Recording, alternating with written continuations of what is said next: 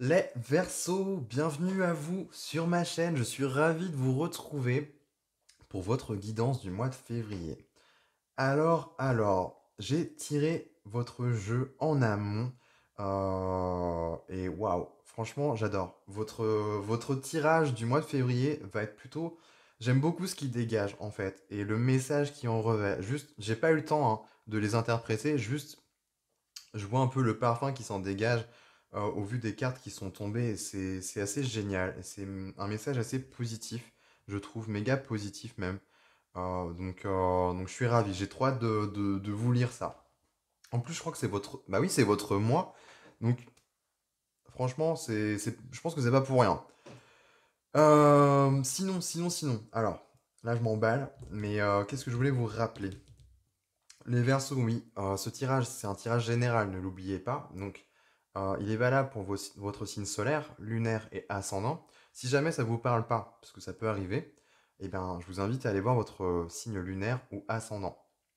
Et puis, bah, si jamais ça ne vous parle pas dans aucun des signes, bah, écoutez, c'est qu'il n'y avait pas de message venant de ma part. Et dans ce cas-là, eh bien, je vous invite à aller voir un de mes collègues ou une de mes collègues qui sera eh bien, vous apporter des compléments d'information. Bon, je termine là-dessus pour ces petites intros. J'ai trop hâte d'y aller. Donc, go. Go, go, go. Alors, le magicien, les Verseaux. Vous êtes tombé sur le magicien d'entrée de jeu. Donc, vous commencez avec cette énergie-là. J'aime beaucoup parce que le magicien, c'est un peu. Je vais juste régler un peu ça. C'est un peu l'alchimiste du tarot. Euh, Et on va voir, ça a toute son importance parce qu'il y a vraiment l'idée de transmuter les énergies négatives en énergies positives. Et c'est vraiment ce qui va ressortir de votre tirage, les Verseaux. Mais c'est aussi une carte de créativité. C'est le potentiel. C'est la carte des potentiels. Je maîtrise les quatre éléments. En tout cas, j'ai la potentialité. Mais qu'est-ce que j'en fais maintenant? Voilà, c'est une carte de créativité, de création. euh, et surtout, c'est une carte d'élévation dans sa créativité. Il y a l'idée, on nous ramène quand même à ce pouvoir-là, à ce potentiel-là. Donc c'est méga intéressant. En tout cas, là, on vous invite à activer ce côté, cette partie artistique, cette fibre, si vous en avez une artistique en vous, créative de toute façon, peu importe la forme, mais on la possède tous, on en est empli de toute façon. Donc après voilà, il y en a qui ont plus d'affinité avec et d'autres moins, mais on a tous ce pouvoir créateur en nous. Voilà, c'est ça que je cherchais, ce terme-là en fait, ce pouvoir créateur. Et ben vous l'avez, vous l'activez surtout, parce que je pense que vous en avez conscience. Euh, les Verseaux, vous avez le roi de coupe qui est tombé. Alors, je sais pas si vous verrez bien, parce que là du coup, la nuit est en train de tomber. Le roi de coupe, pour moi, c'est l'artiste du tarot. Donc c'est juste génial. Vous avez une carte de créativité là qui vous invite à ça. Et là, maintenant, le roi de coupe. Le roi de coupe, c'est une carte de maturité émotionnelle. C'est aussi une carte, voilà, où les choix, je les fais avec authenticité. C'est une carte d'authenticité, hein. C'est une carte, voilà, je fais les choses avec le cœur, avec ce qui m'anime. Ce que j'aime bien, c'est qu'il y a un coquillage derrière. Et c'est comme si ce personnage, c'était la perle rare. En fait, on vous invite, ça vient vous directement vous indiquer ce que vous êtes, qui vous êtes, de par nature, votre nature véritable. C'est un joyau, en fait, c'est un diamant, c'est une perle, peu importe, c'est quelque chose de précieux, tout simplement. Et c'est là où ça va être intéressant. On a d'ailleurs une petite boule lumineuse située au niveau du plexus solaire, donc il va y avoir ce principe de rayonner, en fait, une idée d'expansion. Il y a quelque chose comme ça à vous révéler aussi dans votre partie authentique de vous-même. Et c'est méga intéressant, ouais, justement, parce que au vu de ce que vous avez, vous allez tout transcender pour moi. Vous avez la grande prêtresse qui est tombée. Donc la grande prêtresse, vous avez combien d'arcanes majeures? Une, 2, 3, 4. C'est marrant, elles sont toutes dans chaque coin d'ailleurs. Ça c'est, je sais pas ce que ça vient dire, mais c'est assez drôle. La grande prêtresse, les Verseaux, en tout cas, c'est une carte d'intuition. C'est une carte qui nous invite comment dire? C'est une carte de perception, si vous voulez, à, à aiguiser nos sens. C'est une carte de connaissance, de savoir, Mais c'est déjà quelque chose qui est propre à vous parce qu'on est sur un principe féminin, que vous soyez homme ou femme, hein. Pareil pour ce roi de coupe, c'est si vous êtes une femme, ça vient symboliser tout simplement votre maturité émotionnelle et quelque chose qui est venu à maturité, des expériences de la vie. Et là, avec cette grande prêtresse, voilà, il y a de la connaissance, il y a de la sagesse aussi. Il y a beaucoup de sagesse avec cette grande prêtresse. Elle ramène beaucoup de douceur, mais ce qui est génial avec elle, je trouve, c'est vraiment, elle a la connaissance et le savoir, et elle a aiguisé en fait tous ces cinq sens. Alors si vous avez des capacités médiumniques, c'est en fait c'est de ça dont je parle. C'est plus schématique, plus symboliquement, on va dire ça comme ça. C'est voilà, on aiguise nos cinq sens. Donc peut-être qu'il y en a qui vont être plus attraits à avoir de la clairvoyance, de la clairaudience, de la clairsentience, de la claircognition. Peu importe, il y en a plein d'autres. Il y a plusieurs types de clair, mais voilà, c'est une forme de clairvoyance aussi, aussi sur son être, hein, sur ce que l'on est. Il y a une idée comme ça. Et c'est elle aussi qui porte la clé de toute richesse. Elle est emplie de richesse, cette carte intérieure. Et elle seule a la clé, hein. Vous voyez, elle l'a autour du cou. Donc elle tient un pendule là dans sa main, elle a je sais pas quoi. Oui, c'est la grenade. Alors je sais pas ce que la grenade a une signification, a toute une symbolique hein, derrière, mais je crois que c'est. Je veux pas dire de bêtises, mais il me semble que c'est attrait au fruit de la connaissance, ou il y a un truc comme ça. Bon, je vais pas trop aller dedans, mais voilà un peu ce que vient nous dire cette grande prêtresse. Donc, déjà, rien que la première ligne, elle envoie du lourd, hein. Elle envoie du lourd. Pour moi, c'est vos compétences, c'est vos savoir-faire, c'est ce que vous êtes par essence. Vous avez une âme créatif. Une âme créative. Oui. Euh, Donc déjà, ça nous montre ça. Beaucoup de maturité émotionnelle aussi. Donc il y a de l'expérience de la vie, hein, pour moi. Mais ça vous a façonné. Il y a l'idée de, voilà, de révéler son joyau. C'est ça, en fait, l'idée de, de- de- d'être régi par son cœur, de se laisser guider et porter par son cœur. C'est se laisser guider par son joyau, en fait, intérieur. Et laisser vibrer ce qu'il y a à vibrer. Donc c'est méga intéressant. Vous vous servez de ces atouts-là.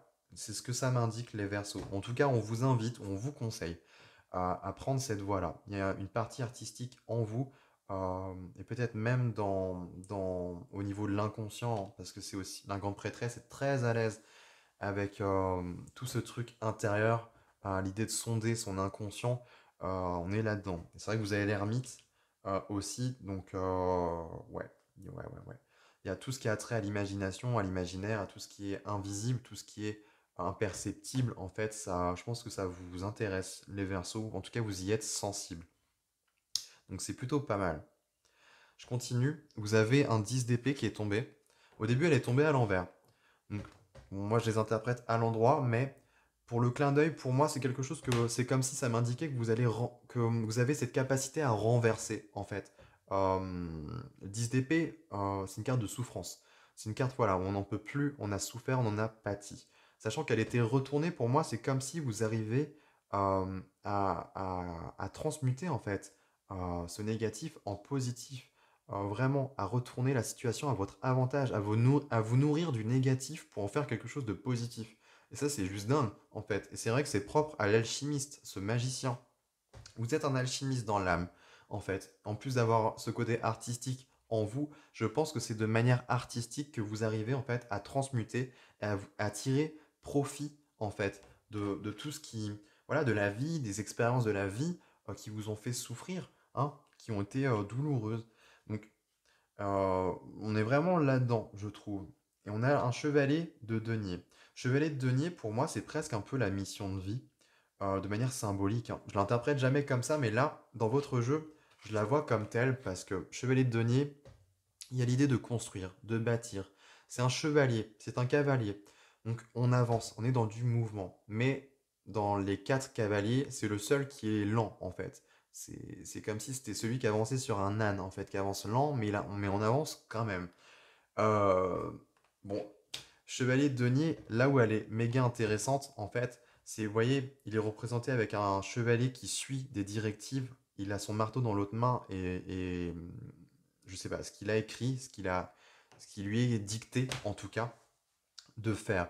Ça nous renvoie vraiment à faire les choses dans l'ordre, étape par étape, en fait.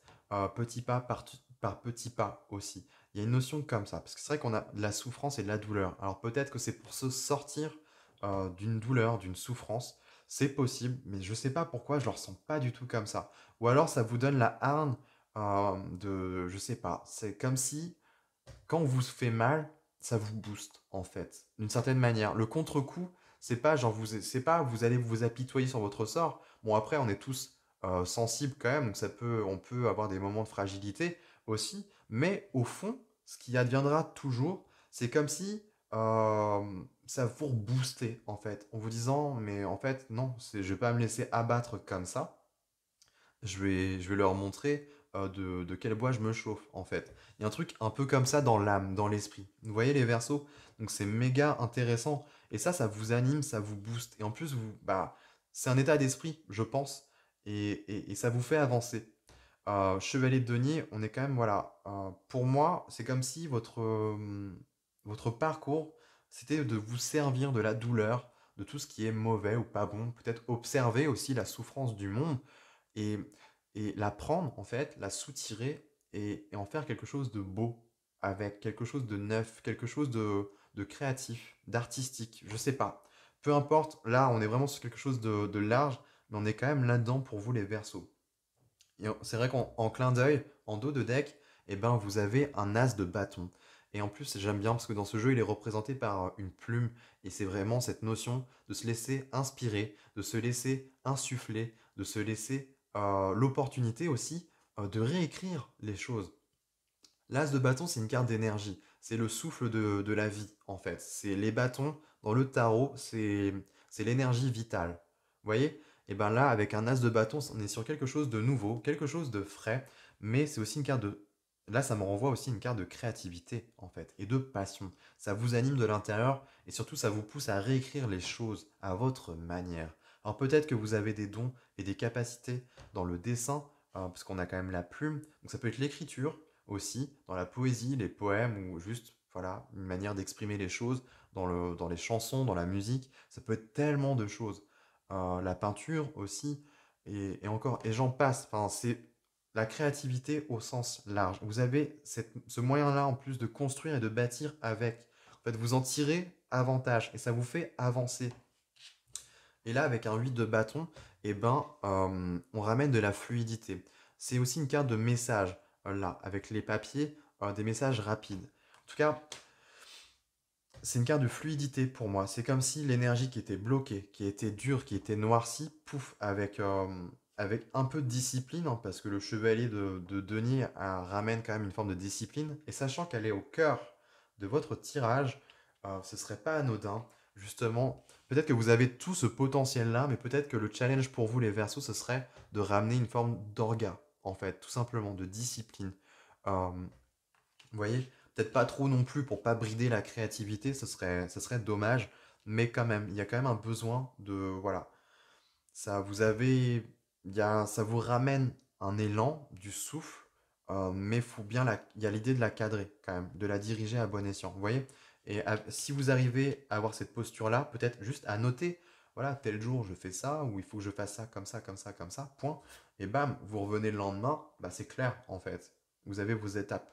Et ben là, on voit bien que ça ramène de la rapidité. Peut-être que c'est vous réconcilier tout simplement avec. Peut-être que c'est pénible aussi pour vous.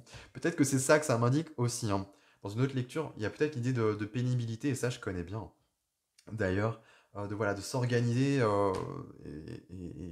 ouais, de s'organiser, d'organiser un peu tout ça, l'orga de manière générale.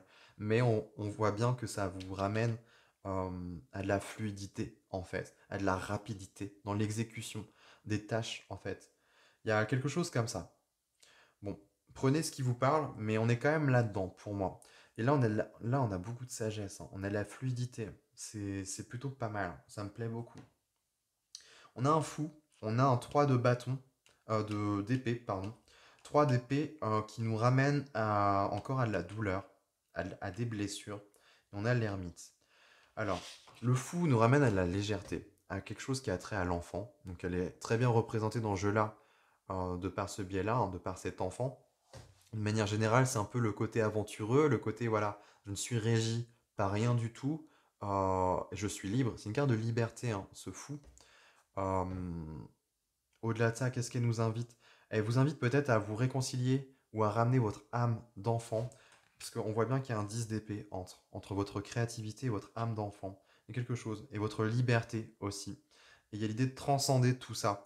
Le conseil, c'est peut-être l'organisation. Si vous arrivez à vous organiser, tout simplement, vous allez réussir à vous dépasser. Le 8 de bâton, c'est aussi la carte où je me dépasse, où je franchis les obstacles. Vous voyez?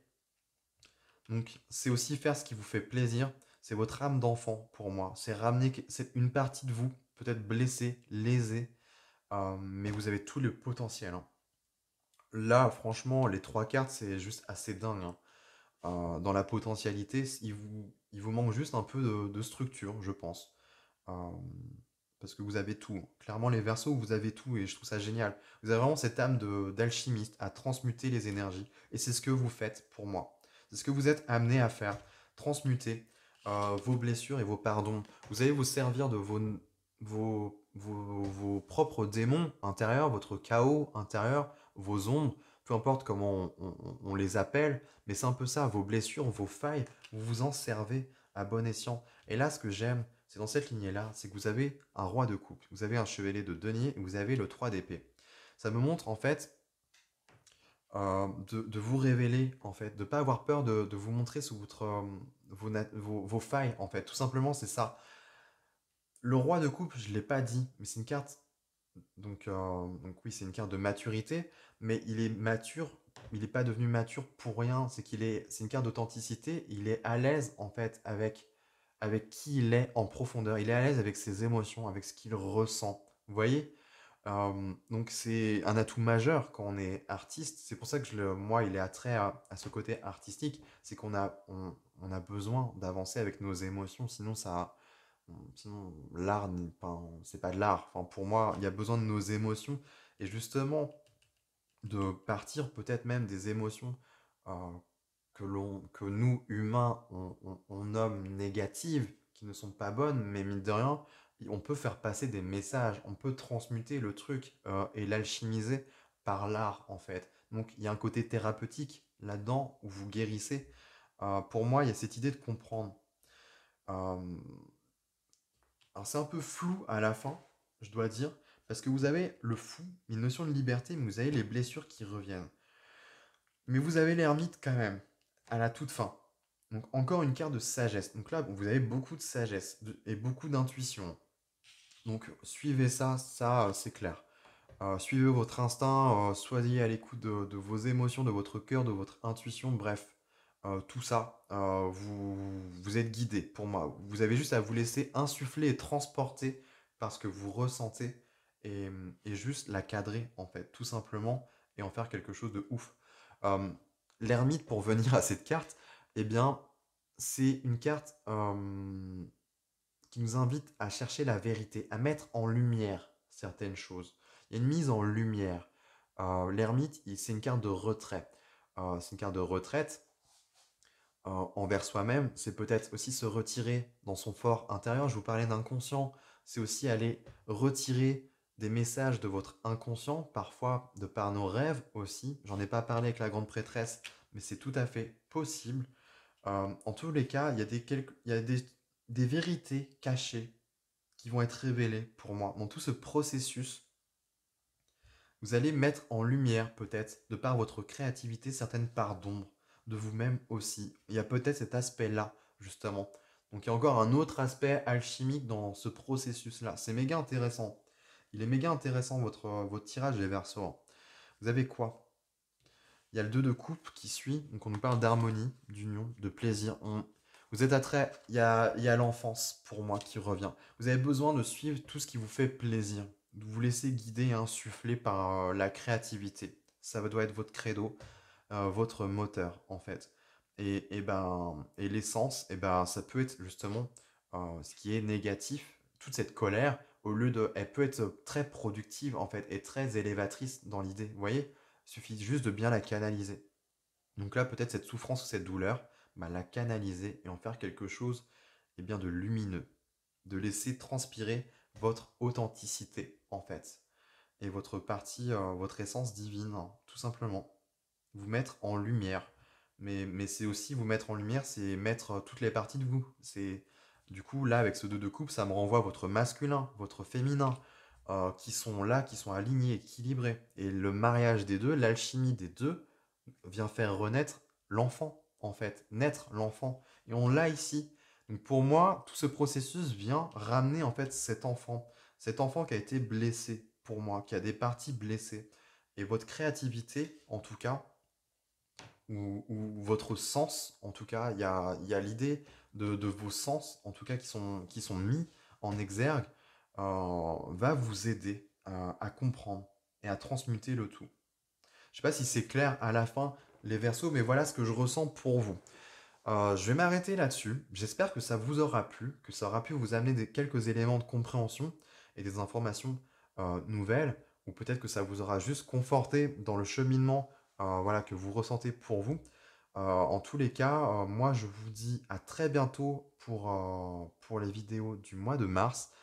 Et en attendant, eh bien, je vous embrasse.